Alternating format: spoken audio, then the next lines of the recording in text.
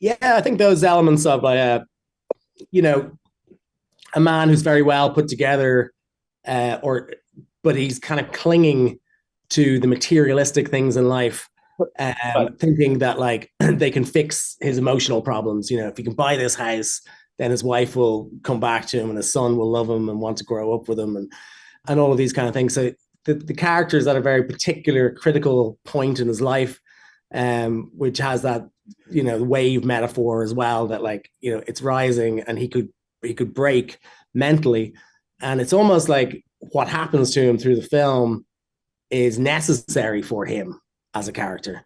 Like he needs to be stripped of everything bit by bit, and it's to me it's almost like a Jungian journey for this character to come out the other side. So that's what attracted me to it. Really, I thought that could be really interesting. I wanted to tell a film that was from the subjective perspective of this one character. So like the audience experience everything with him. Like we know what he knows and we feel what he feels throughout the film.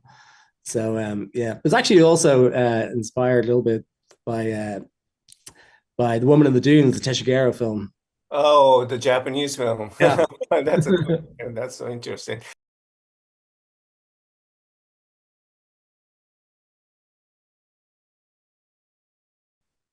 Yeah, well, I wanted to have I mean, this starting with the story and the character. So the character has this nostalgia about this place because he left when he was a child, and then he's returning in his 50s, trying to kind of push this life of growing up in Australia onto his son. Mhm. Um, so like he views this place in a distorted, nostalgic way. So that was kind of a way into the aesthetic in a way that it should feel nostalgic. It should feel like his memory from childhood, which is would have been the 70s, say, so or 60s.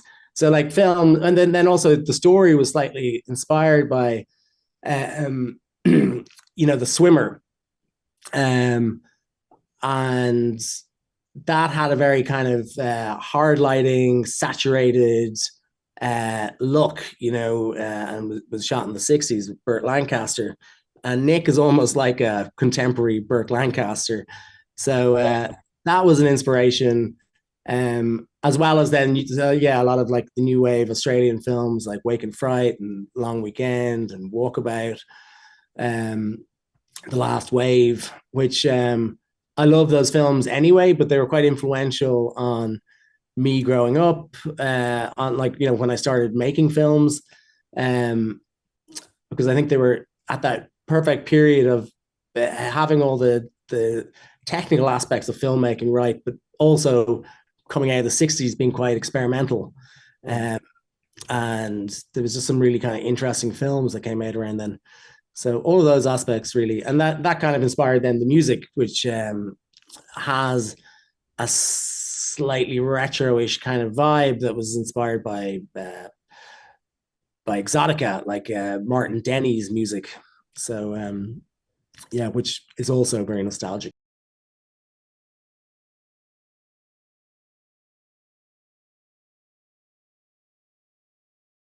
Yeah, exactly. Because we knew the character had to, go through so much, but not only, it's got elements of drama, it's got action, it's got fight scenes, it's got comedy, it's got some very psychedelic, weird stuff going on as well. So like, there's not many actors who can kind of play all of those elements together, um, and really commit to that kind of a journey. And Nick is someone who very much commits to the role that he's playing and gives it everything.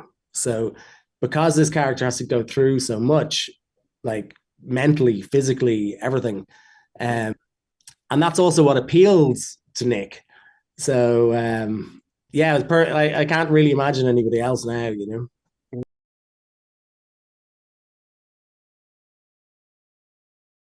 Yeah, so I think like part of the script and the an element of the story was inspired by the Lanuda Bay surfers in California who have this run of this sort of crescent-shaped beach, and they have like big expensive houses on the top of the cliff top.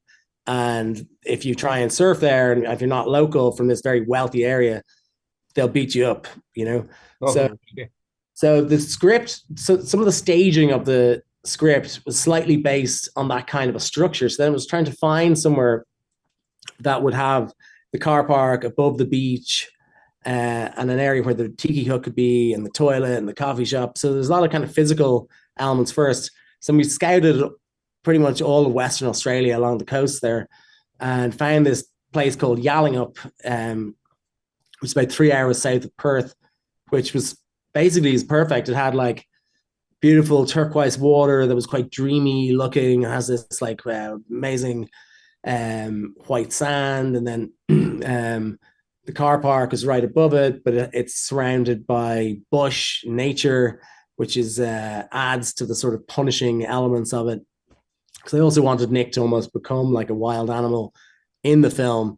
So like we were surrounded by national park area, and there's it's a very wealthy area and an exclusive kind of surf area. So there's a lot of kind of big houses built up into the hills that Nick can only ever look at but never reach.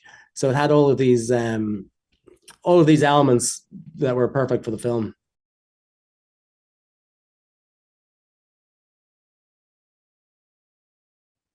Yeah, I mean, we needed someone who would be like counter to Nick's character, you know, but be charming and good looking and you know, charismatic.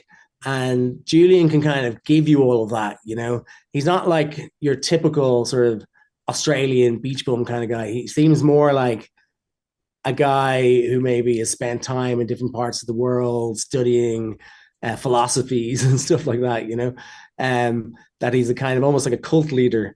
So yeah, when Julian was suggested by the agency CAA, and I thought, oh yeah, amazing, Julian McMahon, yeah, like because he left Australia when he was about 18 or 19. Oh, I see. And lived in the States. So like it actually took him a little while to get back into his Australianness. But the very first scene we shot with the two of them was that scene where he's like offering him food at the car. And we weren't sure how exactly the chemistry was going to work between the two of them until that day. And that was the first time they were meeting each other in real life as well. So at that stage, Nick's character is all like, you know, his voice is gone. He's got blood on his face and everything. And Julian's a little bit taller and more together, and he's holding his face, you know, saying, you know, you're not going to surf here, and you know, reminding him of what his dad did. And so it's quite like physical performance between the two of them. And that was the first time that they were meeting each other. So like we were looking at it on camera going, okay, it works. Yeah. Yeah, it did totally work. Thank you so much for your time. They told me to wrap it up. Lorcan, thank you for your time. Yeah, thanks very much. Good to talk to you. Bye. Bye.